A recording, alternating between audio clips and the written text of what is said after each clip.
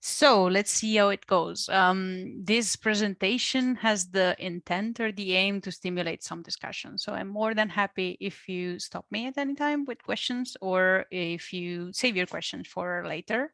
It's not going to span the full time of this meeting. So please feel free to indeed take notes about the questions you have. So the topic is how do life scientists teach each other, but actually I don't think that the content is that specific to life scientists. It is quite general to scientists in general. I am Lisanna. I am the BioIT project manager at EMBL and the European Molecular Biology Laboratory, and I will tell you what it is in a second. But first, let's start with what I actually mean by peer learning. So peer learning or peer-to-peer learning or peer-to-peer training can be enumerated among the multiple strategies for effective learning that have been adopted in general by organization, training providers, industry, and so on. And these can be, for example, micro-learning, the gamification strategies, speed repetition, mobile learning, and so on. And these are all participatory teaching methods. So those methods that imply some participation from whoever is learning. In particular, in the context of this presentation, peer-to-peer training or learning refers to people at the same level in an organization that teach each other. They may not have exactly the same skills. So what I would like to clarify is that this is not referring to flipped classrooms or what happens in a classroom setting. But in this presentation, I'm referring to people working in the same organization and teaching each other, of course, based on the skills that they have. What happens in companies? So I have been looking at videos and documents around the internet, and I found some programs that are indeed peer-to-peer learning based. For example, the Googler to Googler program that happens at Google. This is basically a list of volunteers that run various activities in various formats, for example, coding workshops, design critiques, which is basically people submitting the code to reviewers, knowledge sharing communities like journal clubs, and so on.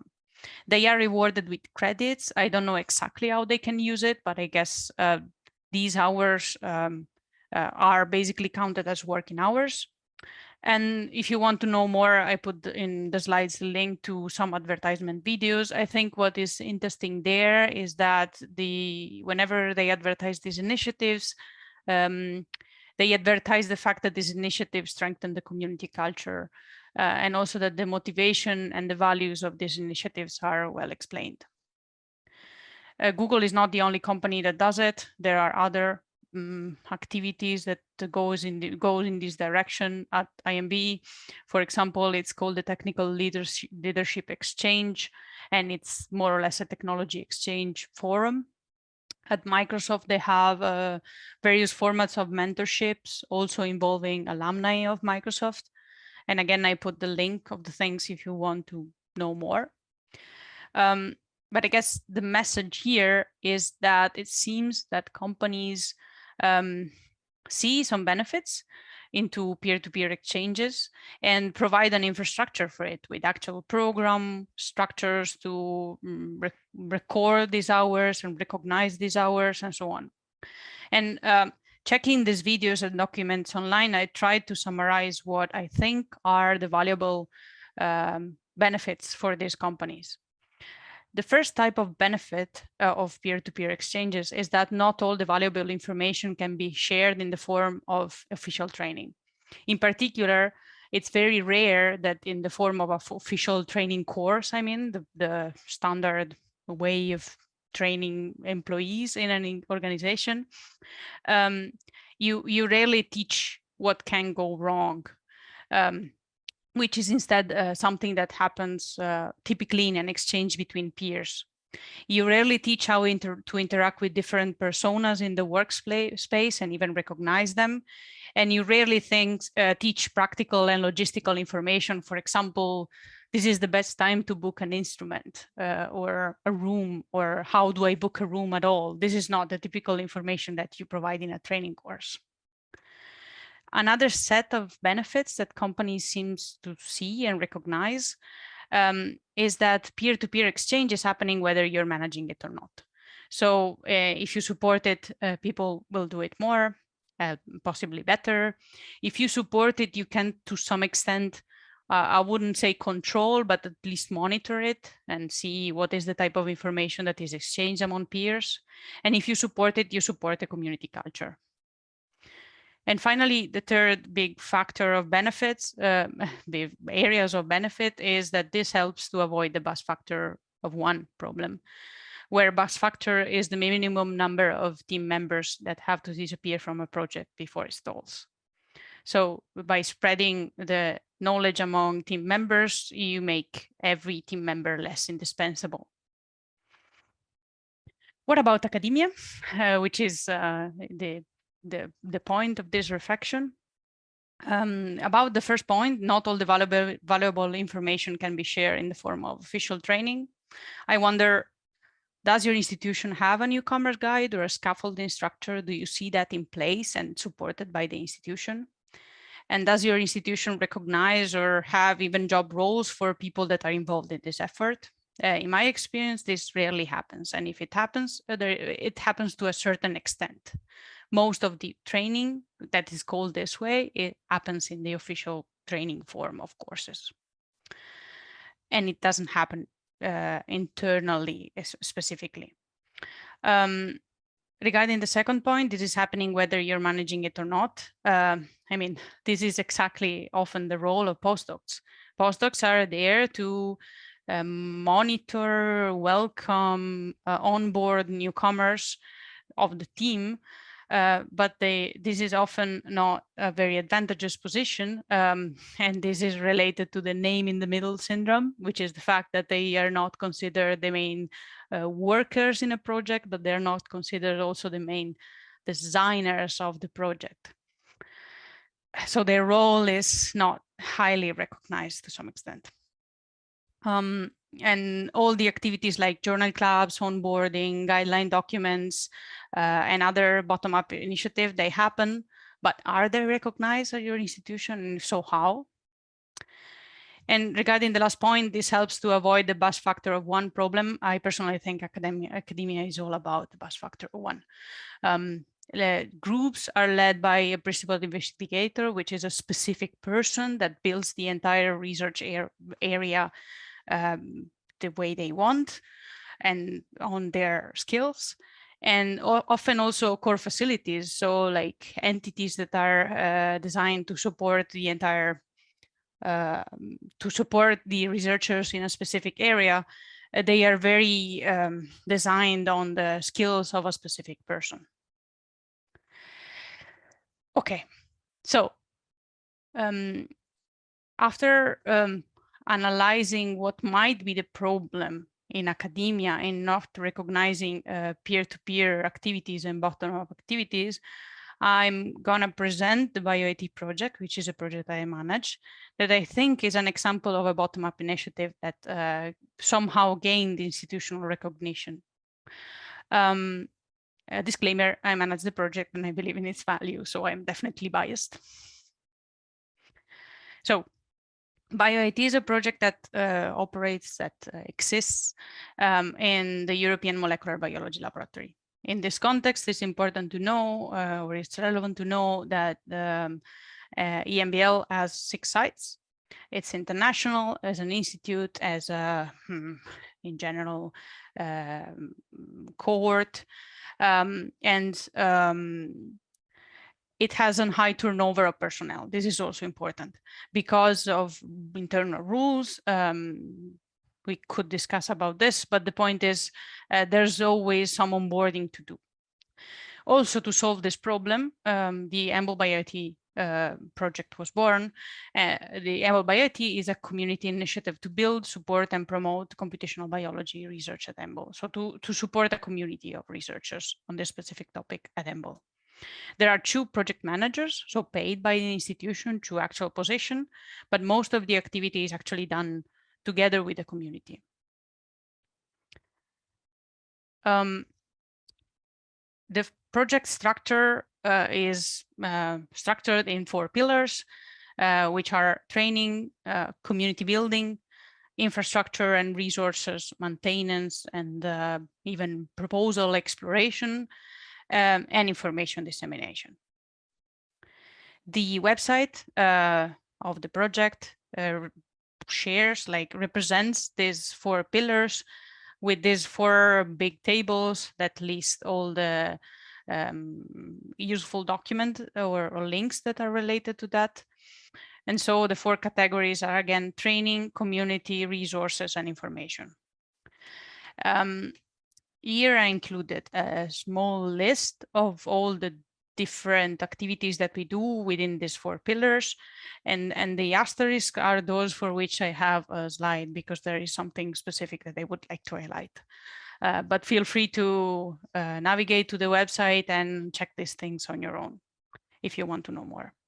So training, there are, of course, courses and events which are in the typical format, but we also have courses materials, and we try to keep an history of them that one can consult at self-paced learning, on a self-paced learning based. Then we have from recently, we have a catalog, which is an history of all the courses that happened in the past. And I'm gonna mention this again later. And we have consulting sessions, which are like drop-in hours where people can drop in and ask us questions. Regarding the communities, there are as active activities, coding clubs on Python and R, a grassroots table, which is a table of people that can be consulted on specific topics. And there is a community blog that people can contribute to or that can read. Regarding the resources, I would like to mention the fact that the project maintains the EMBL chat, GitLab, an internal GitLab platform.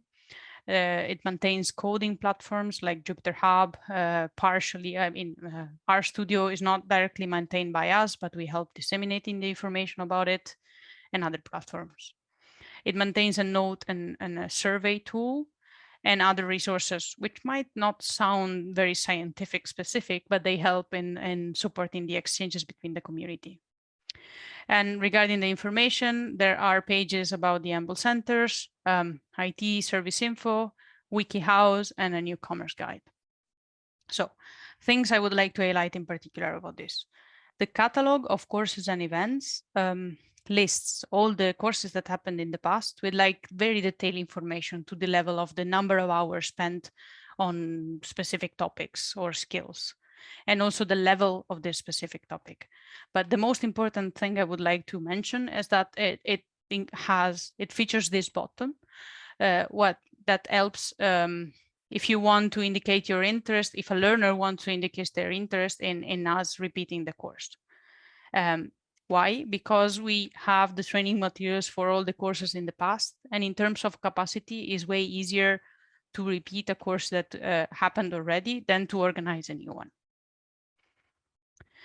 Then we have the coding clubs, which are bi-weekly, but they alternate. So basically they're weekly, either on Python or R. And these are places that are really organized by the community. We don't do much. And they share libraries, cool projects, or whatever they want on these 2 programming languages. And we have the grassroots table, which is a list of experts internal to the institution that can be consulted, and also their specific way that one can contact them. We maintain the EMBL chat, and the EMBL chat features a bot that when you join suggests you different channels based on the interest you submit to it. So the chat provides a space for each specific sub-community to have their own discussion, basically. And the bot guides newcomers towards the sub-channels that they might be mostly interested in. We have information on the EMBL centers, which are other entities, including BioIT, that provide support on topic specific on specific topics within the institute. So like bioimage analysis, biological modeling, and so on. So there is the important point about this, I think, is that there is a signal by the institution to actually provide support, and there are staffed members to do it. We have the newcomers guide, which includes information about the members of the community, the resources, the technical setup, and so on. So in summary, I think all the structure of this project really support collaborations, and that we are trying to do our best to make it a community, a bottom-up initiative, even when it is actually funded and recognized by the institution. And the next slide was presented at the collaboration workshop in 2022, and I think it contains a visual summary of what with the problem that we think we are addressing and the vision. Yeah, so it's all about not only classical training, but providing a structure for people to share free of the structure of classical training. A final reflection on how is academia trying to recognize training, and in particular about recognizing training through DOIs. I think so publication of the training materials in platforms that provide DOI, might be Zenodo, might be other things. I think we should be aware of potential issues of this. First, that training courses are the only recognized entities in this specific setting, and that they don't capture all the training activities and all the peer-to-peer exchanges that might happen. Second, that publishing training materials with DOIs and listing everyone at the same level does not really distinguish between the different roles of training materials developer, the trainer, the helper, the organizer, and how can we do this better? And finally, that if these types of contribution will be increasingly recognized, which would be in line with DORA agreement and other initiatives, how will we ensure truth and quality of the data submitted to these repositories? And are we destined to yet another peer review publishing model, but just in a different, about a different entity? I personally don't think that all the training has to be excellence training or forefront training. A lot of training is just the onboarding. So it's very basic skills training. And not all learning happens in the typical training courses. So I think we should have some reflection about that. And I guess my message is to consider at the institutional level to build a structure to provide support and value exchanges among peers in the institution. So to promote the community culture so that the bottom up and the top down initiative actually merge in a unique thing. That's it. I'm gonna close again with the collaboration workshop slide just because it's more summarizing of all the information.